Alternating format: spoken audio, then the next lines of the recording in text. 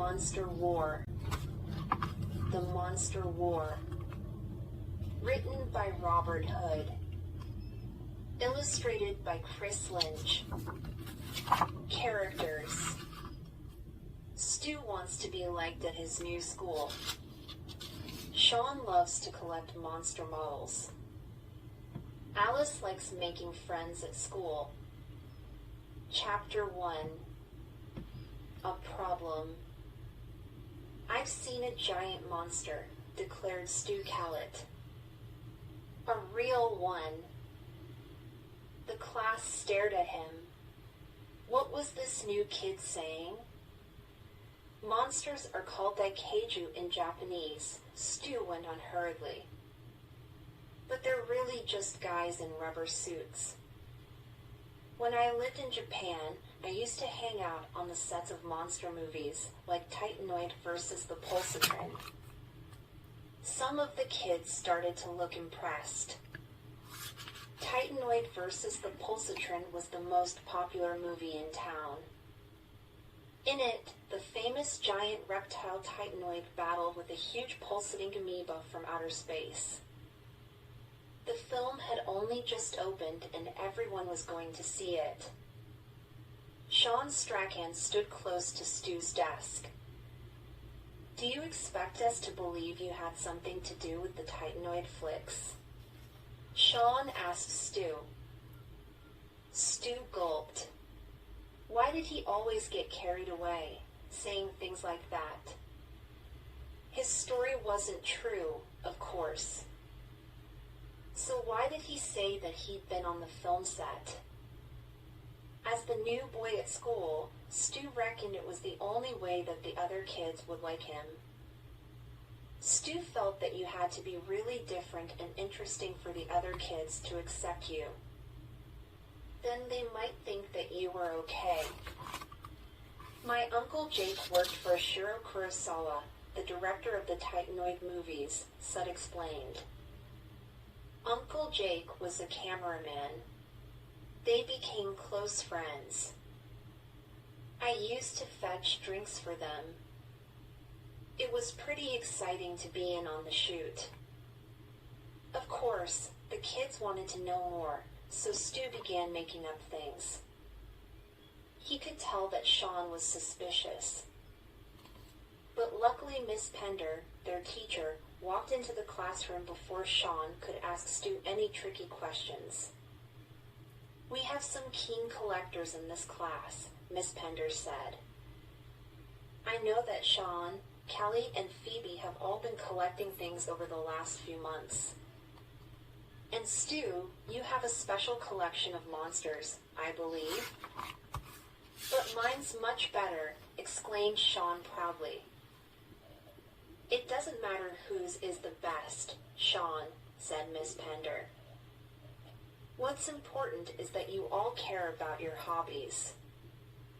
So I suggest that next week we have the collector's fair. Everyone was very enthusiastic. But Stu was worried and he fretted about it for the rest of the day. After school, Sean stopped at Stu's locker. Stu was stuffing books into his bag and tried to ignore Sean. Now you'll be able to see how much better my collection of monsters is. Sean smirked. And I'll be able to see how pathetic yours is. Mine's fantastic, said Stu defensively. It's the best. Sean smirked some more. And I guess you'll be able to show us all the stuff that you got in Japan from the movie sets, Sean said. Oh, I will, replied Stu. Why don't you bring your director friend along as well? Sean asked. Stu's face paled. He suddenly realized what he'd been saying. Stu had an okay collection of monster stuff, though it wasn't extraordinary. But he'd never been on a film set and didn't know a Shiro Kurosawa. Stu had grown up in Tokyo when his father worked there for 10 years. Stu could speak Japanese, and he knew lots of Japanese people, but none of them had directed a Daikaiju Eiga or monster movie.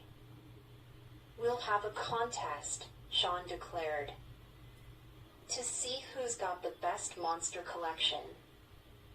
A monster war. All the kids standing around in the corridor cheered. Chapter 2. A Solution. Stu really was in hot water. Sean had put him on the spot. Without any special monster models, everyone would think he was uninteresting. They would know that he'd lied. No one would be his friend now. "What's new, Stu?" asked a cheery voice. It was Alice Lubon. She had black hair and a big smile. "Nothing," Stu muttered. "You look like the world's about to end." "What's the problem?" Alice asked. "It's my uncle's friend, the director," Stu said. "I can't bring him to school. He lives in Japan. No one expects you to bring him along, Stu," Alice grinned. "This Titanoid thing is just a fad anyway," said Alice. A few kids would know who Ashiro Kurosawa is, but none of them would have a clue what he looks like. Alice walked along with Stu, chatting away. Endlessly to him. Stu was trying to think of a solution to his problem, so he wished she'd be quiet. But by the time they reached his street, Stu had a plan. And it had come from something Alice had said to him. Stu waved goodbye to Alice and rushed inside. "Hi, Mom," he yelled as he headed for the phone. "Hello, Uncle Jake?" Stu said as soon as his uncle answered. Uncle Jake was at work, but Stu couldn't wait to talk with him. "Can you please do me a favor?" Stu asked quickly. "Slow down, my boy," his uncle said. "Now, what's all this about?" "This is urgent. I need you to save my life," said Stu. "Save your life?" Uncle Jake chuckled. "Sounds to me like you're after Superman." "He's out at the moment." His uncle laughed at his own joke. "You've got to help me, Uncle Jake. Otherwise I'm doomed," Stu said sadly. It does sound serious. What do I have to do?" "Ask Fukuda to pretend to be a famous film director," Stu declared. Fukuda was a Japanese man who worked in his uncle's bakery. Stu carefully explained his problem and the solution that he'd come up with to solve it. If no one knew what Ashiro Kurosawa looked like, then he could just as easily look like Fukuda. It was a good plan. The best. Except for the fact that Uncle Jake wouldn't agree to it.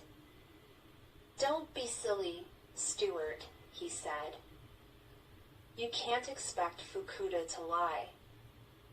Making up stories and lying won't help you fit into school. It'll only make matters worse." "But Uncle Jake..." "Work out your problems honestly, Stu." "It's the only way," said Uncle Jake.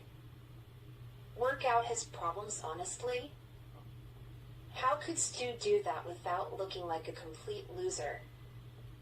On Saturday morning, Stu wandered around trying to think of a plan. Suddenly, he saw a weird shape looming over the top of a building. What was it? A Daikaiju? A blow-up rubber dinosaur, maybe 3.5 meters tall, was tied to the top of a car yard building. It was part of a monster sale promotion at Lebanon Motors. The T-Rex dinosaur was huge and ugly, in a cute, puffy sort of way, but it was nevertheless very cool.